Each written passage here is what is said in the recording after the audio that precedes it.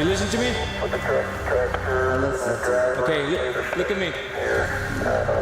I just need to make sure you don't have nothing on your mouth, so that's it. Good.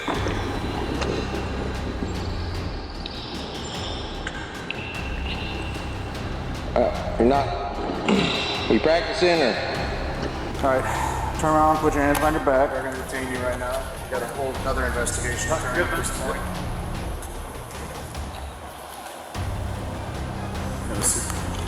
Sit down. Police officers often believe there will be no consequences for them when they make a mistake. But what happens when they try to do something really bad and get caught by their colleague?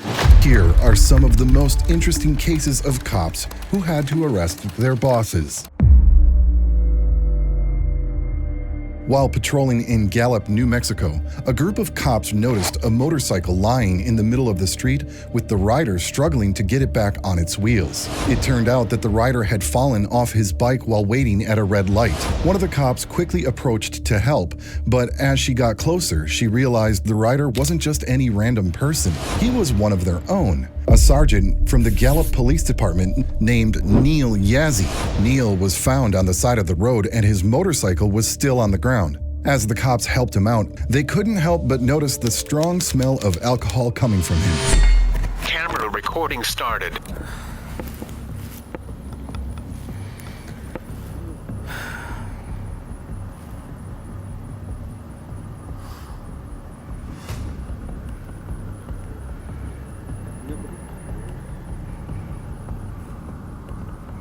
A lot of people that care about you, Neil. Oh, f*** you. You don't care. Your mom cares. My mom don't care. What about Natalie? Natalie don't care.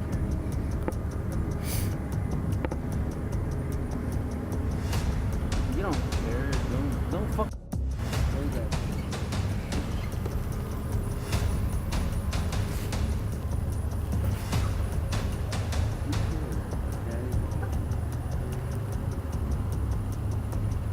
The ambulance is here. 301 Metro 5597.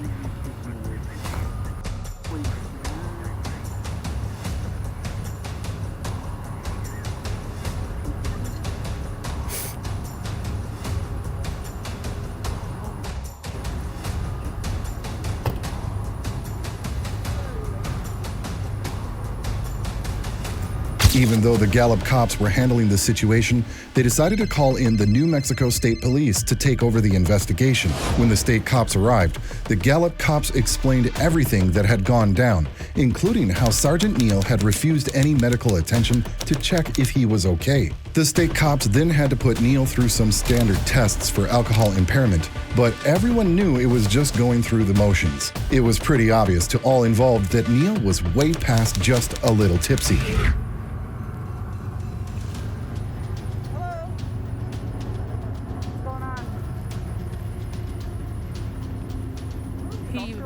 Yeah, I was coming up right here, and here he fell off his bike right here. Are you gonna talk to us? Are you okay? Are you hurting anywhere? Huh? Let me go. We're the ambulance. I know you do. Do you want us to take care of you? Are you hurting anywhere? No. No? Do you want medical attention? No. All right. You just laid it down? He actually fell off, and then he tried to pick it back up. I didn't fell off. Okay. All right. He doesn't want us to touch him. We don't touch him. Okay. He doesn't want to. He refused medical. Good. I had to call Metro from here.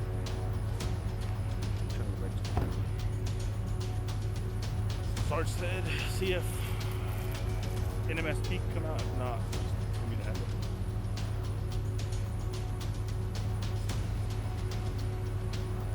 He refused medical. Do me a favor. I have stop sticks in my unit in the backseat. Can you move them to the backpack while I stand here with them? Just, or at least just give me a The cops from the Gallup Police Department and the New Mexico State Police worked together to figure out what to do next, since it's not every day they find a sergeant drunk on the road. The state cops informed their colleagues that Neil had flat out refused to take field sobriety tests. They all agreed the best move was to call in the lieutenant and leave the motorcycle where it was, so they could figure out exactly what went down. Meanwhile, Neil was swearing at the cops, acting like he wasn't even part of the same team. Who knows? Maybe he was too drunk to remember. Those you were coming out. Okay, so you guys didn't perform any fields? No. I fields. asked him originally, you willing to do fields? He's like, no. Okay. And then that's when he just stood up and was like, just take me in. But I just never put cuffs on him. We just had him sit on the curb here. Then he asked us, can I sit on the wall? I said, yeah, go for it. Go sit on the wall. You know, we never put cuffs on him, never told him anything. We do have a body camera rolling the whole time, so. Okay. Yeah, I'm probably gonna need your video and, of course, supplemental. Okay, that'll work. I'll get your phone number or something. We'll get with you a little bit later, figure out how you want us to do the supplemental. Okay. I do have one of my lieutenants coming out just because we don't have no brass tonight. I'm just the OIC tonight, so. But it's all yours. We'll stand by with you. We asked him multiple times about the bike. He said, I don't have no one cares about me. Actually, here's his ID, driver's license. And then he gave me these. I keep dropping that damn thing too. He gave me these. So those belong to him. Okay. He took his ring off, said nobody cares about me here. Take these. Okay. So other than that, we haven't ran through fields though. We didn't want to move the bike. The bike's exactly the way it was. I didn't touch it. We didn't move it. Nothing. It's right where it fell. Okay. Can you hold this for me? Yes, sir. Of course. 650 Cinco.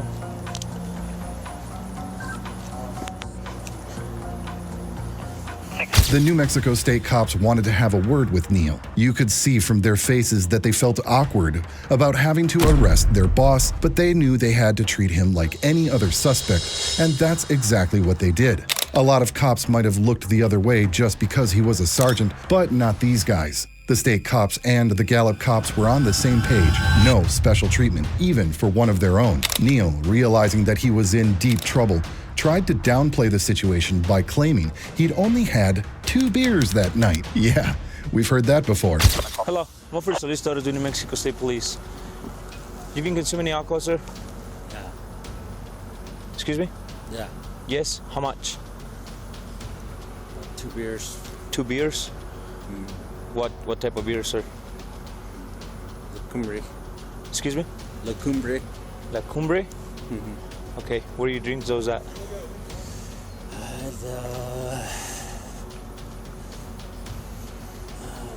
Keep your hands in the pocket for me.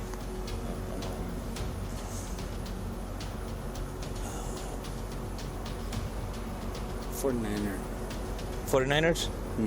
Okay, how long ago?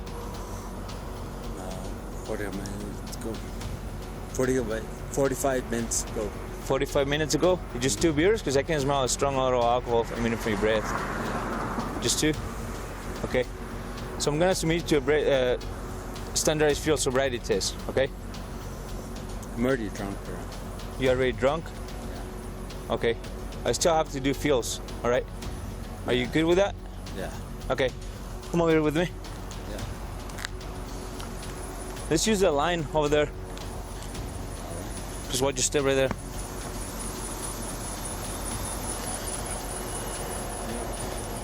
I refuse. Excuse me? I refuse. You're refusing? Okay. At first, Neil refused to take the field sobriety tests, but then he seemed to change his mind and agreed to do them. But don't let that fool you. Right after he started following the cop, Neil suddenly remembered that he had refused the tests earlier. So he told the cop that he was sticking with his original decision and didn't want to go through with any of it. As a cop, Neil knew exactly what was coming next. The officers had no choice but to handcuff him and place him under arrest. Driving drunk like that isn't something you can just brush off. He could have easily taken someone's life. That kind of reckless behavior can't be ignored or left unpunished. So you don't want to perform fields? You okay? No.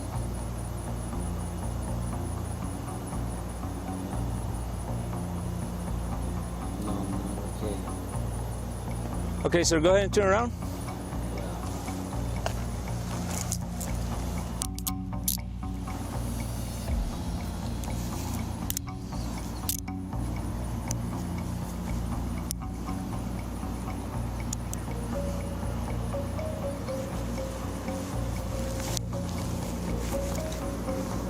Okay, come with me. I got my phone on my left pocket. Yeah, I'm still gonna pat you down. I just want to pat you down in front of my camera.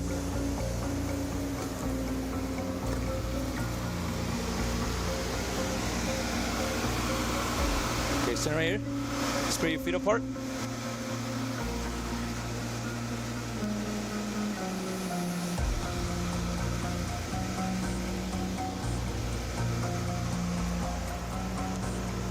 Let me move to the right. Huh? Let me move to the right so you can get it. You're fine. Just don't move. You're fine. Don't move. I don't need you to move, all right?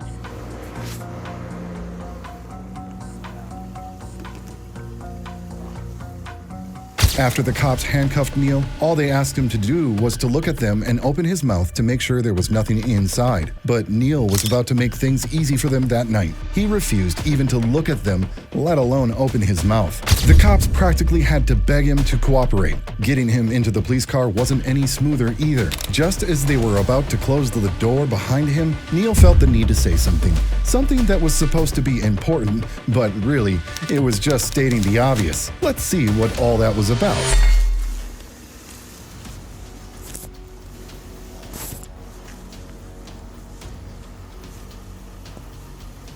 You gonna look at me? Open your mouth. Stung your tongue out. 440. Stung your tongue out, sir. Sir. Hey, I got You listen to me? for the tractor and the driver. Okay, look at me. Here. That photo. I just need to make sure you don't have nothing on your mouth, sir. That's it. Yeah. Good. Thank you.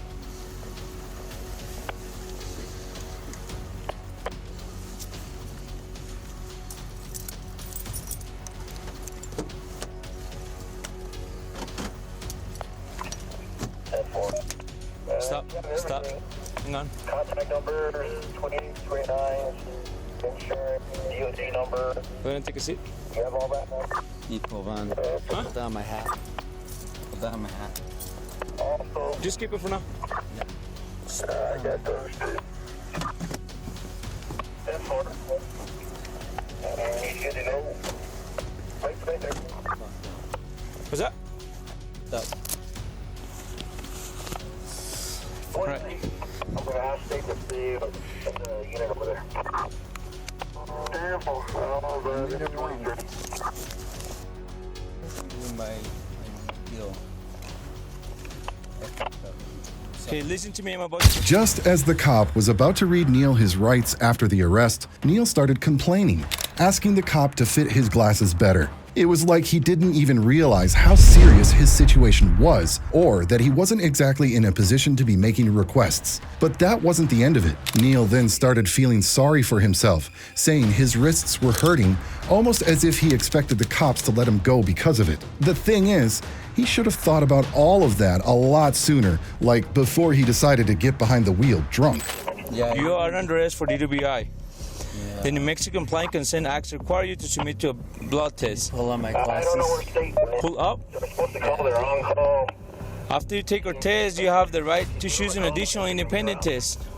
I don't want to do it. If you choose to take an additional independent test, you have the right to a reasonable opportunity to arrange for a physician, a licensed nurse, or laboratory technician or technologist who is employed by a hospital or physician of your own choice to perform an additional chemical test. The cost of this additional test will be paid by the law enforcement agency. Can you put this? Did you agree to take our test, sir?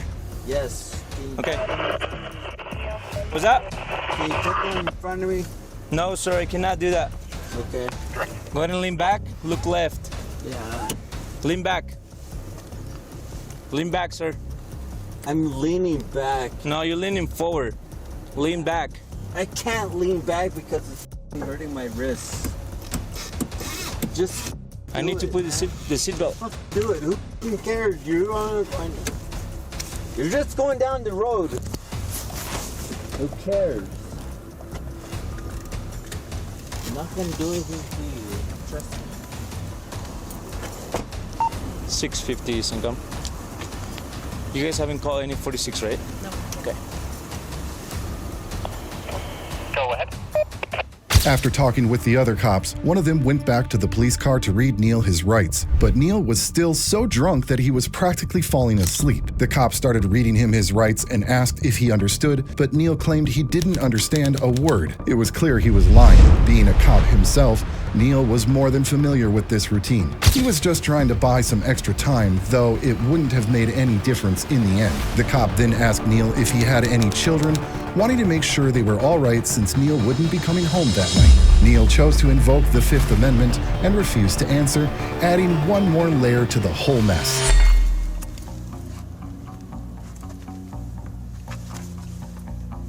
Right, sir. I'm gonna read your rights, okay?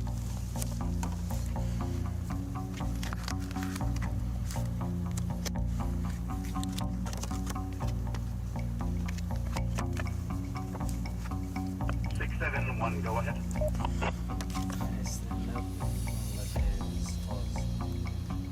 You have the right to remain in silent. Anything you say can be used against you in court law. You have the right to talk to an attorney and to have him present during questioning. If you cannot afford an attorney, one will provide you as a government expense before any questions, if you wish.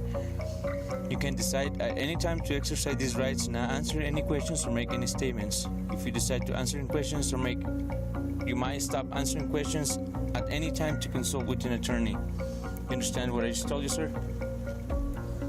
No? Okay, just keep these rights in mind, okay? You want to talk to me? All right.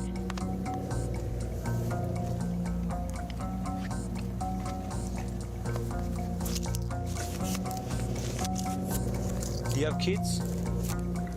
Huh? Sir? No?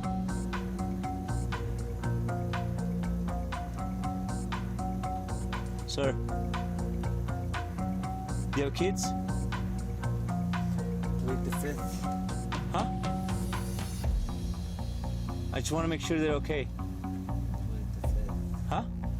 Plead the Fifth. At the police station, Neil finally agreed to take a chemical sobriety test, but when the cop came over to do the test, Neil had a change of heart. He refused to even look at the cop again. This was the last straw for the officers. They had been more than patient and understanding with him, but Neil was just making things difficult. They were done putting up with his rudeness. It was clear he wasn't going to cooperate, and they didn't want to waste any more time on someone who was just being difficult.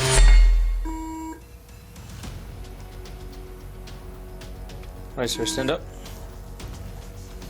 Come with me. Get closer. So it's a brand new one, okay?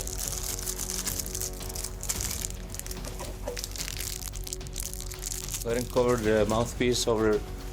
You refusing now? Okay, I'm gonna read it to you again. Turn around. Face me. Face me, sir. You're not gonna blow into it if you don't want to. Just face me. Listen to me. I'm about to tell you something important. I'm listening to you. Okay, you're under arrest for DWI. The New Mexico Compliant Consent Act requires you to submit a breath test to determine the alcohol content in your blood. After you take your test, you have the right to choose an additional independent test. If you choose to take an additional test, an independent test, you have the right to a reasonable opportunity to arrange for a physician, a licensed nurse, or laboratory technician or technologist who is employed by a hospital or physician of your own choice to perform an additional chemical test. The cost of this additional test will be paid by law enforcement agency. Do you agree to be tested, sir? Did you agree to be tested? Neil was arrested for driving under the influence of alcohol. Since he refused to take any tests, his driving license was suspended for a year. However, it's still unclear if he lost his job or if he was suspended from his duties as a cop. What do you think? Did Neil deserve to be fired? Deerk's chief of police, James White, was involved in a single vehicle accident. At first, it was reported that he left the scene driving the same car that was in the crash. When he got back to his place, Arkansas State Police Trooper Darren Henley and his team found him driving into the woods. When they found him, James was standing in front of his car and tried to act like he had no clue what was going on.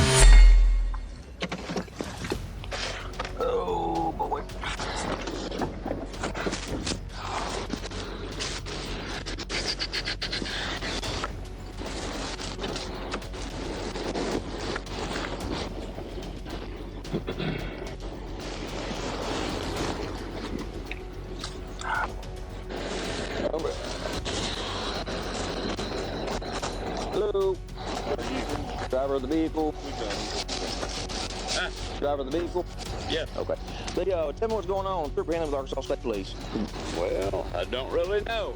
You don't know.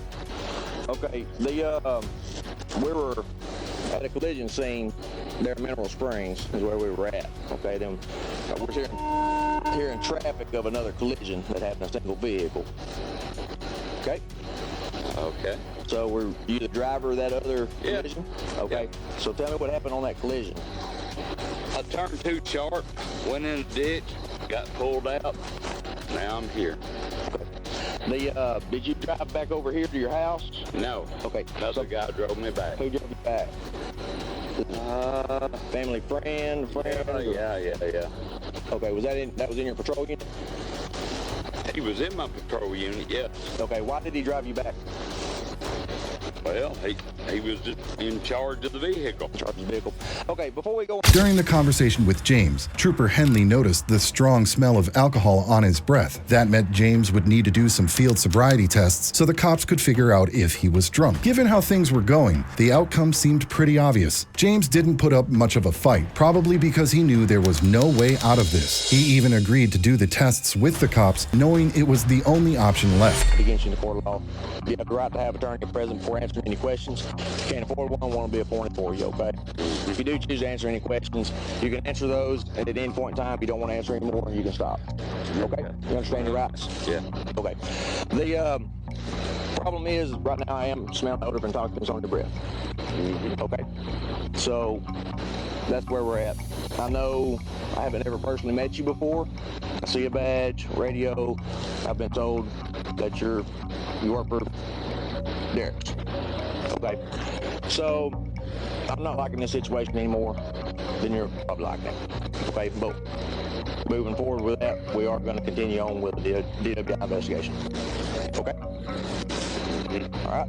So as of right now, what we need to do, of course, we can't force you to do anything. It's up to you. So I'm going to request you to do standardized field sobriety test. Do you so choose to do that? Sure. Okay. All right. We need to find a flat place you can ride with me, or About right here. wherever you feel safe to do so. Yep, right. You want me to try to find a flatter spot than this, or what do you want to do? I don't know. This will be all right. Okay. Back up, bud. Back up. He or she's probably gonna dump the dogs on me, so. All right. Since James didn't want to leave the woods to do the sobriety tests and insisted that they stay where they were, Trooper Henley made an effort to find a flat area. He wanted to make sure James couldn't later claim he didn't do the tests properly because the ground wasn't level or some sort of horseshit like that. Trooper Henley saw right through James and knew what was coming. The tests were about to start, and the first one was the horizontal gaze nystagmus test. The cop explained to James that he needed to follow the officer's finger to his eyes without moving his head. That's it. Any injuries or anything like that? No. Okay. I know. Like I said, I'm not going to jack with you, dude. okay. It's just a kind of awkward situation for both of us. All right. So right now I'm just gonna put your radio on my dash, on my hood here. All right. And then Somebody else has got my guns. yeah. What we're gonna do is go ahead and stand up for me. I want you to face my vehicle. Go and face my vehicle. Alright, put your arms down to your side. I'm going to borrow your glasses. But it's not a reading test or nothing, you just have to be able to stick my finger. Okay? Alright, feet together, arms down to your side. Arms down to your side. Okay, with your eyes only. Can you see the tip of my finger here? Okay, do you take any kind of medication or anything? A couple. Okay, what do you take? Take any kind of painkillers or anything like that? No. Okay, alright. Okay, with your eyes only, I want you to follow the tip of my finger. Do you understand? Uh-huh. Okay. See the tip of my finger? Uh-huh. Okay, with your eyes only, I want you to follow the tip of my finger. Do you understand? Uh-huh. Look at the tip of my finger. See the tip of my finger? Uh-huh. Okay, you're looking at me, you're not looking at the tip of my finger. Okay, your eyes only, follow the tip of my finger.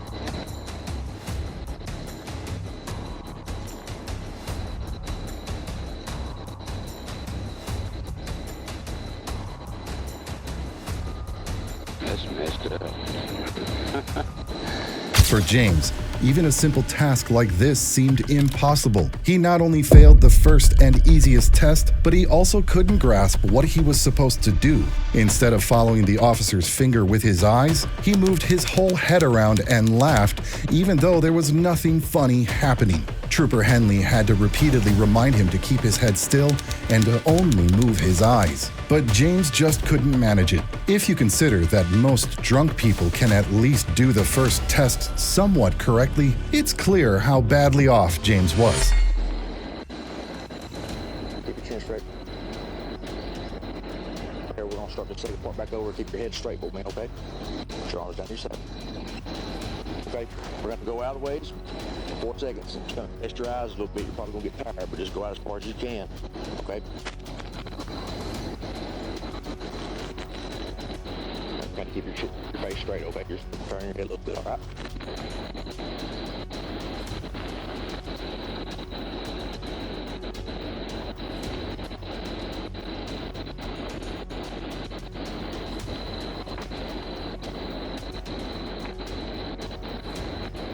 Wait on out there. Turn my head.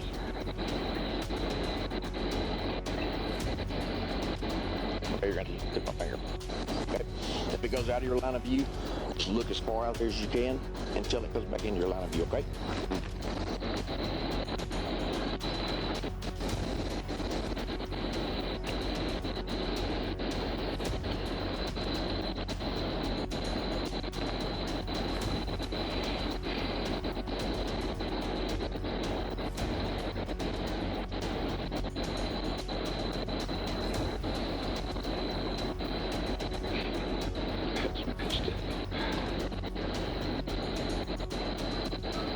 The first test took forever because no matter how many times Trooper Henley explained it, James just couldn't get that he only needed to move his eyes, not his whole head.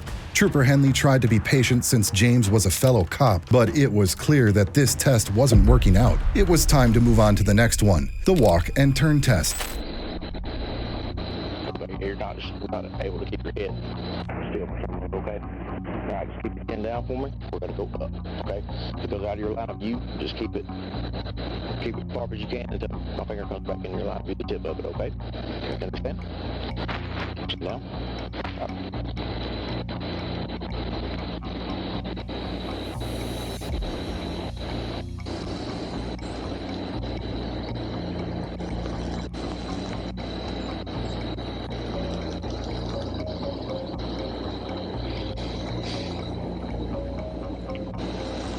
All right. Just relax for a second, okay?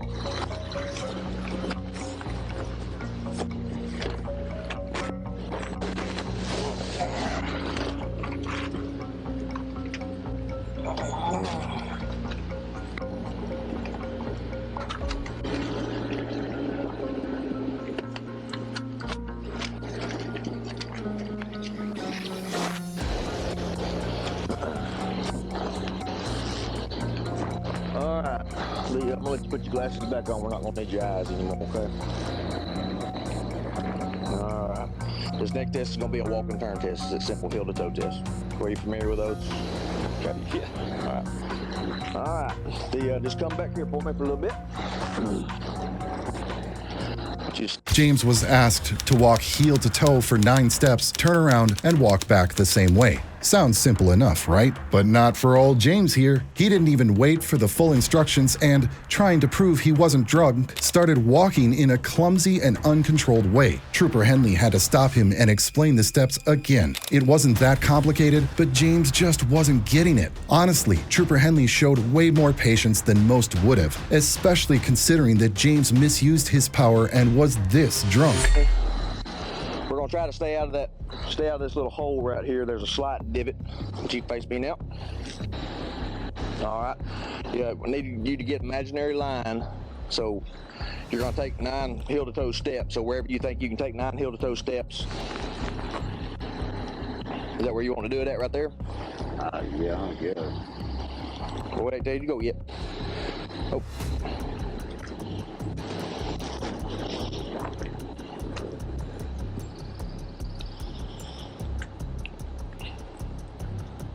You're not. Are you practicing or? Do what? Are you practicing or we're not? Okay. All right. What we're gonna do? Do you wanna face that way first or do you wanna face this way first? I'm gonna let you pick. It don't matter. Okay. Let's we'll go this way with it. Okay. So what I want you to do, I want you to get that imaginary line. I want you to put that left foot on that imaginary line like this. Okay. Now I want you to put your right foot on that imaginary line like this with your arms down to your side. All right. Stand up. Yep, nope, go back. Stay in that position till I finish all my instructions. Do you understand? Arms down to your side. You're gonna take a series of 9 steps, count out loud, heel to toe, exactly like this. 1, 2, 3, all the way up to 9. Use that lead foot, make small pivotal steps. I want you to face the way that you just come from, okay? It probably won't shock you to hear that James struggled badly with these exercises. He swayed as he walked, barely counting his steps, and turning was an absolute mess. When he finally finished, he turned to Trooper Henley with a look of pride, as if he thought his performance had somehow fooled the cop. He seemed to believe that Trooper Henley wouldn't notice how poorly he did. Well, let's see how James managed in the next part of the test. Same process on the way back, exactly like this, heel to toe. 1, 2, 3, all the way up to 9, okay? Okay. You understand those? 1, 2, 3, 4, 5, 6, 7, 8, 9. And back. Exactly like I told you. I don't think there's no good way.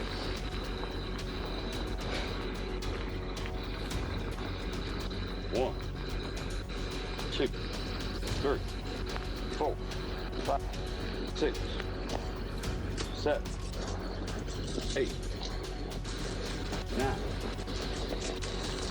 Okay. All right. Well, stay right here for me. Okay, find your little flat spot best you can. Okay, got you a good flat spot. Okay, we're gonna do a one-leg stand, okay? All right. What we're gonna do, I got a torn meniscus. So, you do? All right. What I do. Okay, what we're gonna do is I'm gonna have you both legs straight. I'm gonna let you pick whatever leg that you want to, all right? You're gonna keep that foot parallel to the ground. Raise it 6 inches off the ground, okay? Go ahead and put both feet together, arms down to your side. The last test was the one-leg stand test. James was asked to stand on one leg, keep the other leg 6 inches off the ground, and count out loud. Trooper Henley went through the drill himself again, hoping to make sure James understood the instructions. But despite his efforts, James still didn't get it. As expected, he couldn't even manage to stand on one leg for more than 3 seconds. Whenever he tried, he wobbled from side to side and just couldn't keep his balance. Position till I give you all my instructions. You understand? Nope. Both feet together, toe to toe, heel to heel, like this. Arms down your side. Stay in that position till I finish all my instructions. You understand? Mm-hmm. Okay, what we're gonna do, as I said, I'm gonna get out here where you can see me a little bit better. But they're gonna keep both legs straight, foot parallel to the ground, 6 inches off the ground, okay? Gonna raise it up 6 inches off the ground. 1001, 1002, 1003, 1004, and then continue to count until I tell you to stop. You understand those instructions? Yeah. Okay. Find you a flat spot, but best you can do. Okay. There is no flat spot here. Remember, when you raise it, look at your tip of your toe, count out loud, and don't put your foot down until I tell you to stop. If you do have to put your foot down with your arms to your side, just start back where you left off. You understand? Yeah. Okay. All right.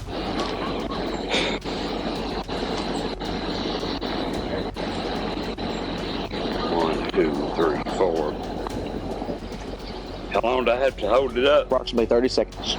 Really?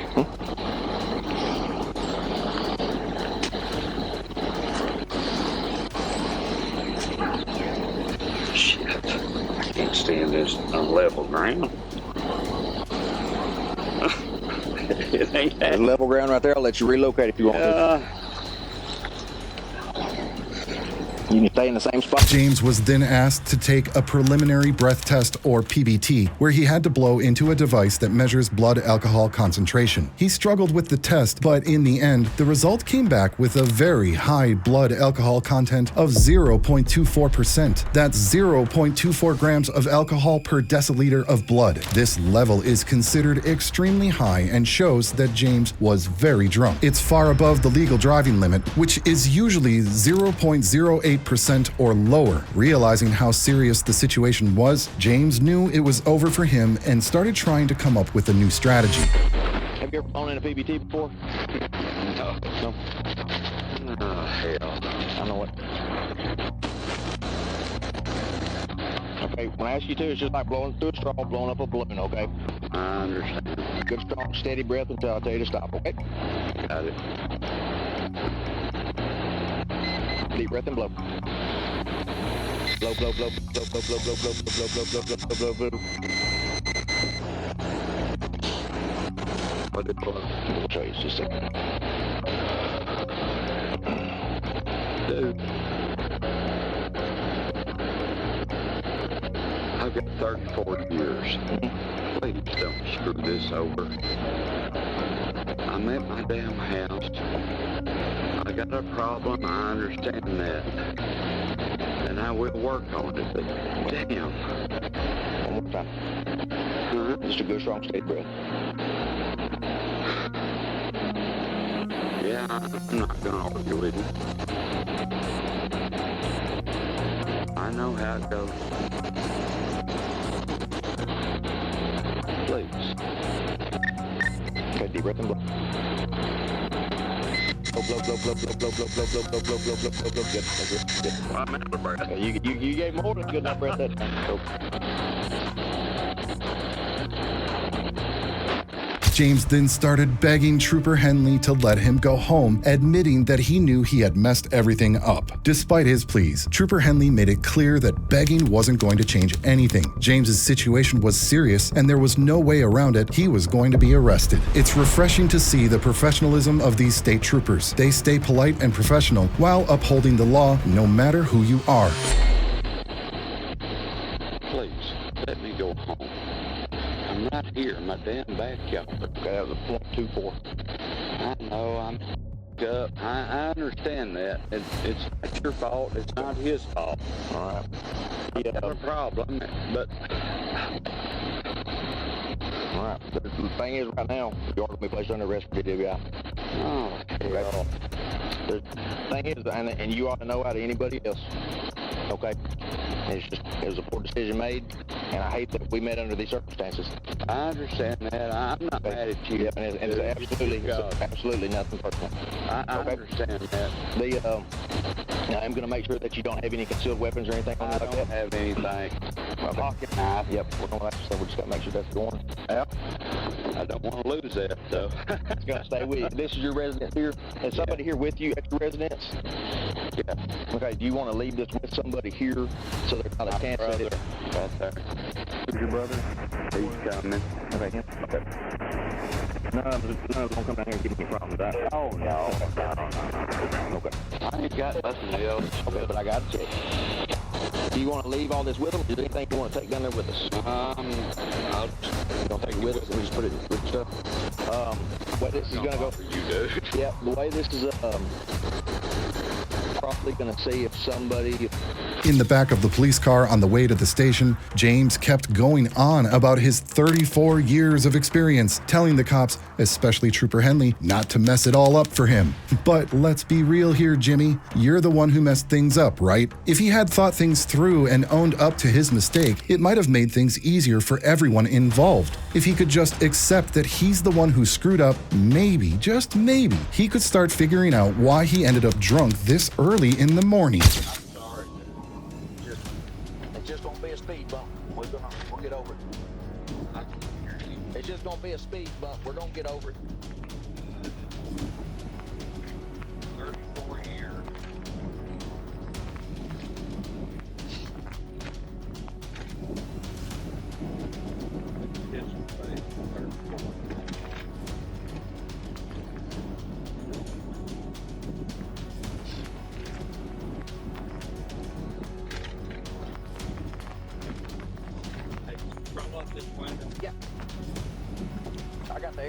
blast now. Yeah, I couldn't hear that.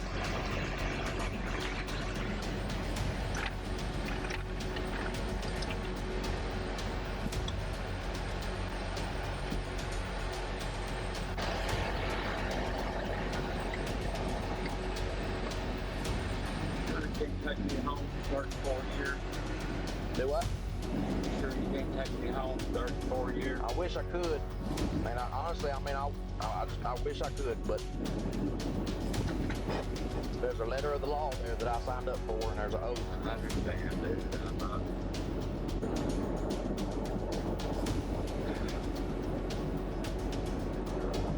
I knew better. I knew better. Later on, James was charged with driving while intoxicated. Even though Trooper Henley wasn't thrilled about having to arrest someone who outranked him, he stayed professional throughout the whole thing, and hey, kudos to him for that. As for James, it seems like he got off pretty easily, considering the whole situation ended with just this arrest. Honestly, I think he deserved a harsher punishment. What would you have done in this situation? Talking about cops who had to arrest their boss, let's meet the Key West cops who found themselves in a strange situation on July 28, 2023. They responded to a call where a man claimed he had been kidnapped, taken in a car, and then beaten in an alley. What they didn't know at the time was that this man wasn't just anyone. He was actually chief of police. At the scene, the cops didn't recognize him right away, so they treated him like any other victim. But what really gets interesting is what happens later when they discover the truth. It's one of those moments that will leave you stunned once you hear how it all unfolded. But before we get to that, let's dive into what the chief told the cops when he presented himself as the victim of the attack. What's going on, man? Okay. Stab in the face. I literally just walked by and said I called. What happened, sir? I don't know. 3 guys drove me in the fucking car and pulled me in the, and they drove me south. All right, thank you. You're the best. In the face, too. Hey, you sing? What'd they stab you with? Right here. He hit me probably 3 or 4 times. I just called. Hard. And then he got me right here. So, hey, good luck.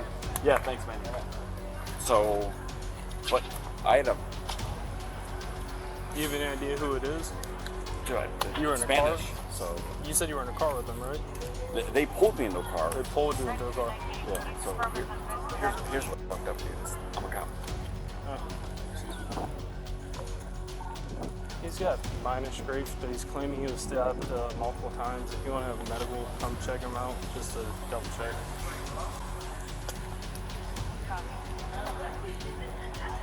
Here's my. So here's the part. Working boys. No, dude, seriously, look at it. Oh, I believe you. Yeah, so I was like, I don't know what your guys' problem is, but okay. They had seemed like my girlfriend. Where did they pick you up at? Whatever bar that dirt bags. Dirt bags? Dirty Harry's?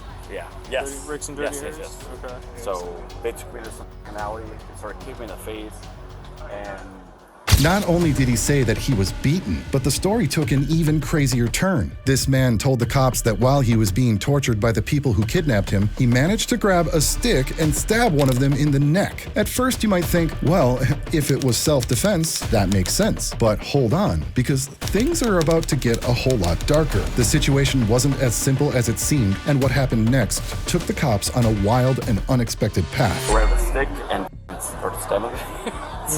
So, okay. But I'm pretty sure I killed one of them. You think you killed one of them? Yeah. Like he started kicking me right in the nose, and I was like, dude, I'm like whatever. And where did you walk from? Do you down here? And I started screaming. I'm like, would you guys show me where you walked from? So, walk with him for a second. I'm gonna get my car. What are Hey Dudes? Hey Dude, they're like island shirts. Do you have a time delay? How long ago were you at the bar? Like when they grabbed you, like if you had to guess. Hold on. It was a white dude with like a black beard, and then a white dude with like a gray. I can't because they can try getting my phone. Gotcha. But So- if you had to guess, how long ago was it that you were at the Probably bar? 20 minutes. You were at the bar Yeah. 20 minutes ago? Like I had a 9/8. The time delay is going to be 25 to 30 minutes. right in the face though. How'd you describe the subjects? He was a white dude with a black beard. Okay. There's another dude. He had a close shave, like probably gray. He's probably in his 40s.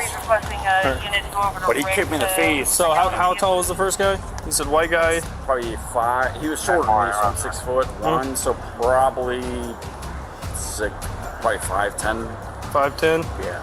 And you said he had a white beard? The man started telling the cops what the people who kidnapped him looked like, and he gave such detailed descriptions that you'd think he either went through something terrible or he had a pretty wild imagination. As it turns out, the second one is true, and this man was a pathological liar. But at that moment, the cops didn't let on that they had their doubts. These weren't gullible cops. They knew something was off but didn't want to call him out too soon. Instead, they played it cool and let him keep talking, seeing just how far he'd take the story. Black beard? Super black beard. Long, short, Short. clean. Trim. Yep, clean trim. All right. Yep.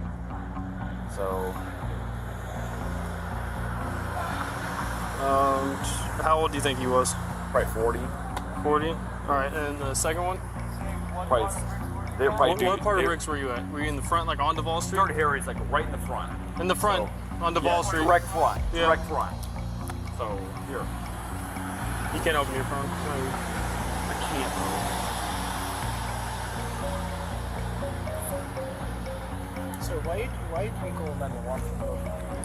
Why do you call 911? I call Dez. My girlfriend. So, All right, and then the second male, can you describe him for me real quick? they're both white. Mm-hmm. Black beard. The second one had a black beard too? No, he had like a gray beard. So he was older. He probably had a close shave, like gray up here, but gray in the beard. So short hair, Yeah. clean Yeah, like yeah. cut? Like it just got a haircut Yeah. or a couple days old? The guy in the black beard had a black shirt on.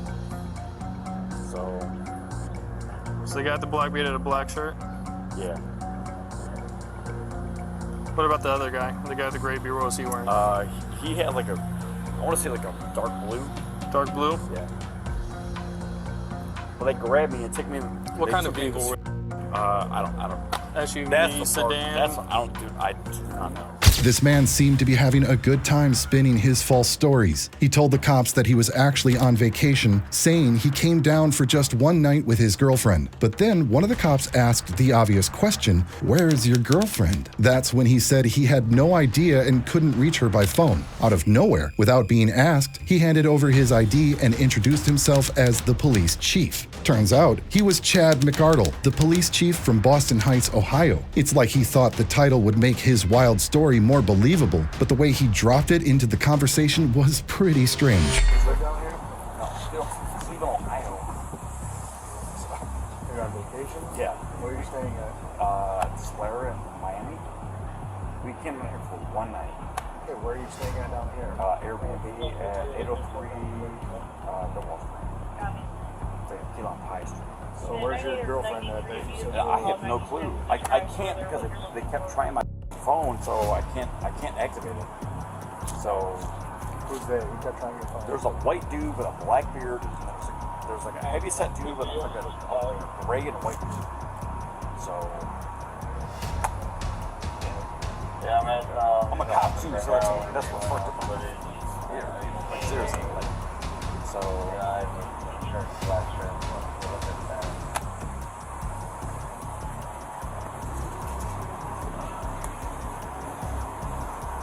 That's her. That's her ID. Right here. That's her. You're Chad, right? I'm Chad. Chief of police where I work, so like, dude, like this dude dragged me down the alleyway and started kicking me in the face. I like broke a stick, started stabbing him in the neck. I don't know if the dude's dead or not. So I was aiming right for here. I'm telling you, that dude right there Meanwhile, one of the cops decided to check out the area and started looking for the kidnappers based on Chad's description. But instead of finding them, he stumbled on something even more shocking. Just a few meters away was a man lying unconscious on the ground. The cop quickly went back to his colleagues for help with the unconscious guy. When the man finally came to, he introduced himself as Joey. Right then, the cops knew something wasn't adding up. Joey told them that he had been hiding from a man who, out of nowhere, attacked him and stabbed him in the back. Suddenly, everything started to make more sense.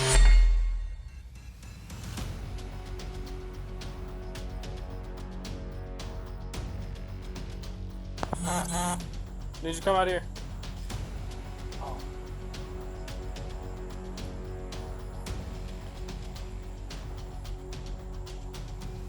What's your name?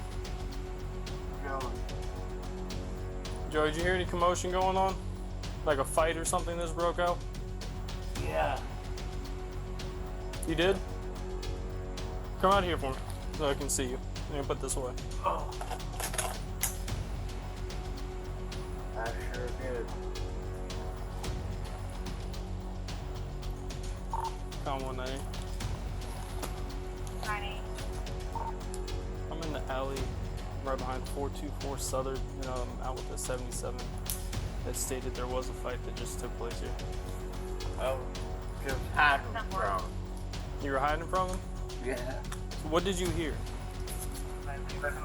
I don't know. The guy just. Was it right here or was it over here? It was. Well. I was standing right there. Mm-hmm. You right here? Okay. And he kicked me in the back. Kicked you? Yeah. I mean, out of the blue.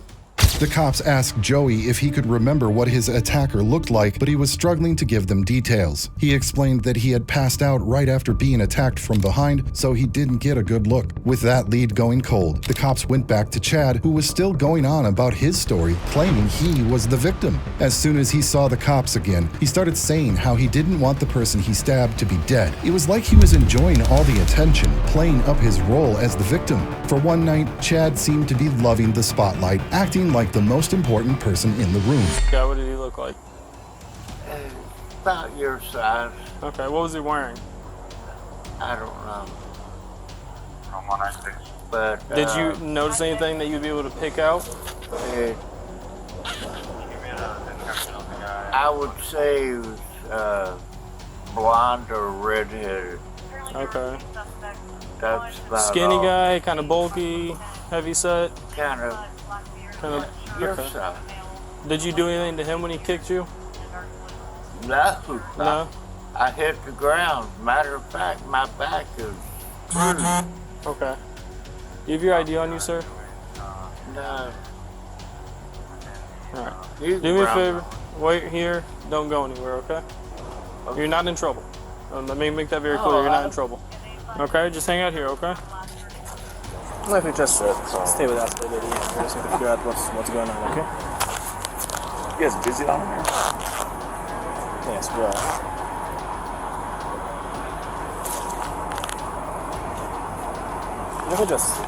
We'll just stay right here. No, man, it's fine. Like, just right here, okay? But he like came up, kicked me in the face. I was like, all right, let's go.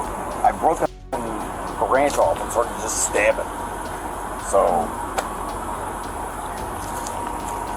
if like, I don't want dude to be dead, but don't. Chad probably thought he had it all figured out when he told the cops he was the police chief, expecting them to back off. But to his surprise, they weren't impressed. You could see the shock on his face when they ordered him to stand against the wall, treating him just like anyone else. It was clear he didn't expect things to turn out that way. While one of the cops questioned Chad, another group was talking to Joey, the homeless man. Unlike Chad, Joey didn't sound like he was making things up. He was calm and gave more details about the attack, filling in the blanks that left the cops with a much clearer picture of what really happened. First of all, it's about the Key Lime West,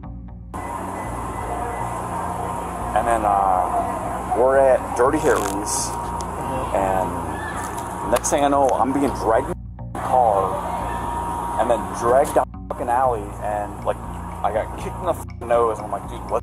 Like, you know how it is, dude. So, what do you want me to do?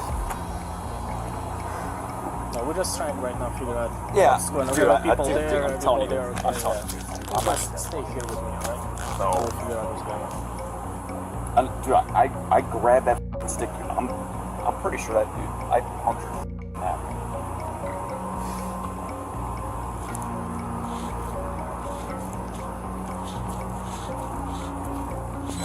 Okay. And you were over here when he attacked you? Yeah, I was going in there. So when he came up and attacked you, did he say anything? No.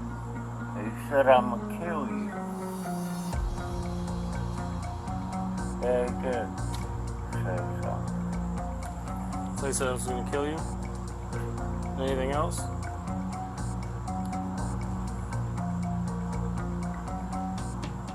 Joey explained to the cops that the attack didn't stop after the blow to his back. The guy who came at him kept punching him even after he fell to the ground. By now, it was all becoming clear to the cops what had gone down. They decided to take Joey over to where Chad was still standing, probably still rambling on with his story. As soon as Joey saw Chad, he pointed him out and confirmed to the cops that Chad was the guy he'd been hiding from. With that, the cops' suspicions, and probably yours too, were confirmed. The next step was to arrest him for his actions and for filing a false report. And when I hit the ground,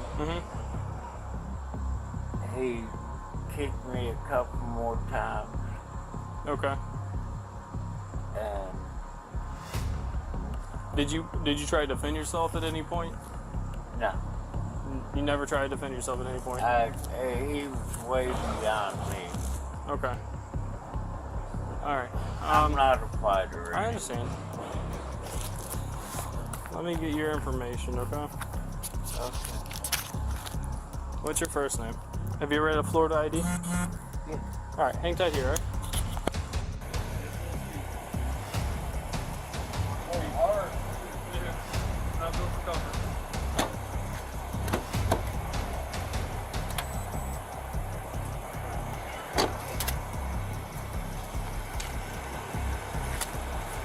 Him for battery and note all of his stuff that he said into the report, but whatever happened with that, he's not been able to provide any type of even close to a description. White beard. Just look at Chad's face when the cops told him to turn around so they could cuff him. He was shocked, still thinking he could talk his way out of it. While they were putting the cuffs on, Chad started demanding that he be allowed to go, like he thought they'd still go easy on him because he was a fellow cop. He probably expected some special treatment, thinking they'd brush off what he did to Joey that night. But these cops weren't having it. They knew exactly what had gone down, and Chad's badge wasn't going to save him from the consequences of his actions.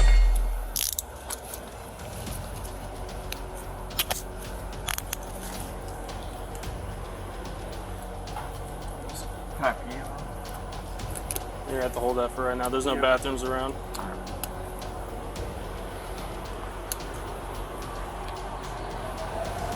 Where's your car at, Irish? Where's your car?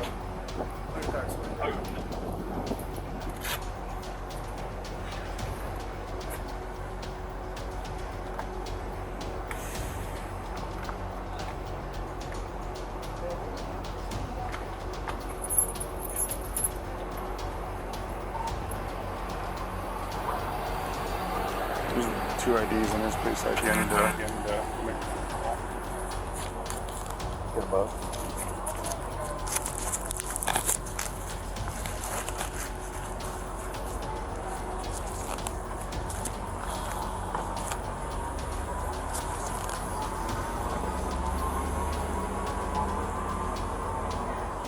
Since Florida prosecutors decided to drop the charges against Police Chief Chad McArdle in the death of the homeless man, he won't be facing any criminal charges related to the incident. The case was dismissed mainly because there were no witnesses. After all, the victim had passed away. With no one around to back up the story, the legal case couldn't move forward. As a result, Chad is off the hook in this particular case with no further legal consequences. It's a frustrating outcome for sure, but without solid evidence or a living witness, there wasn't much that could be done from a legal standpoint.